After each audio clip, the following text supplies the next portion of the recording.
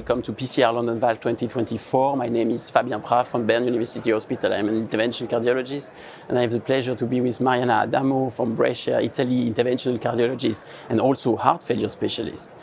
So our topic of today is regarding antithrombotic treatment after valve intervention, tricuspid valve intervention, which is a field increasing more and more, a very interesting topic, also a difficult one. So I would like to start, Marianna, by asking you, what is this population of patients? What are the risks of this patient? What are we talking about in terms of patients? Thanks, Fabien. So we are talking about a high-risk population because they are patients in most of the cases at high surgical risk in general.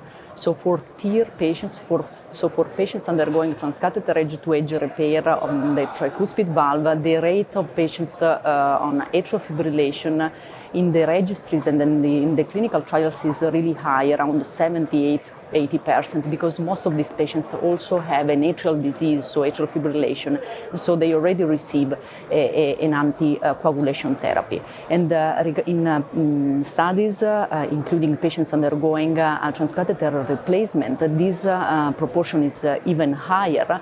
It reached like 90% of the population. So it's really high.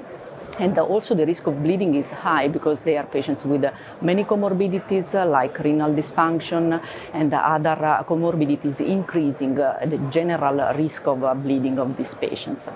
So I think that this is a really important point because as we'll discuss, the risk of complications in terms of bleeding is quite relevant, and this is probably related also to the background of these patients.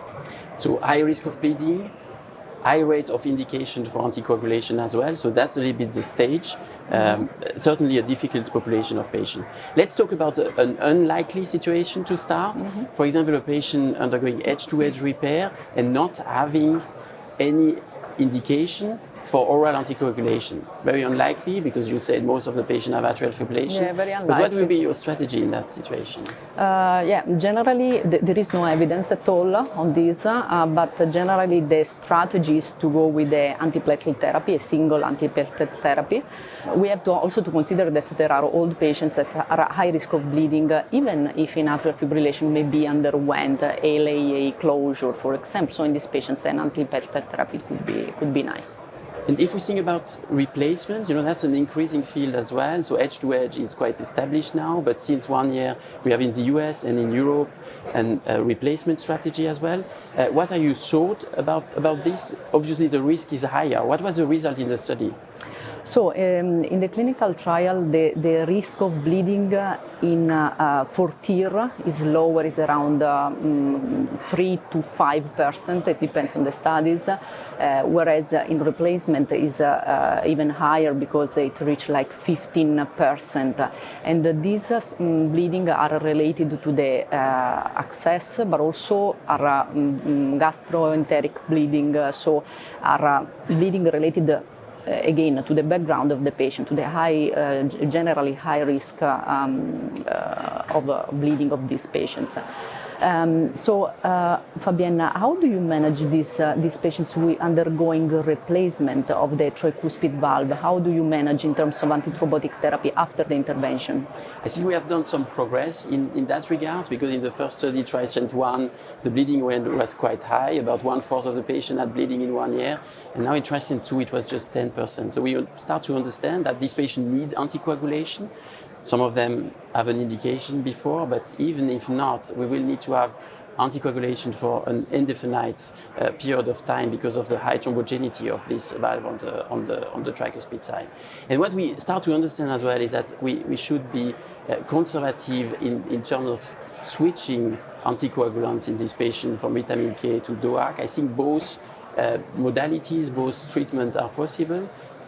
But switching the treatment, having high INR or combining with antiplatelet therapy, if not indicated, is something exposing this old population of patients to a higher bleeding risk. Yeah. So how does the future looks like in that domain, Marianna?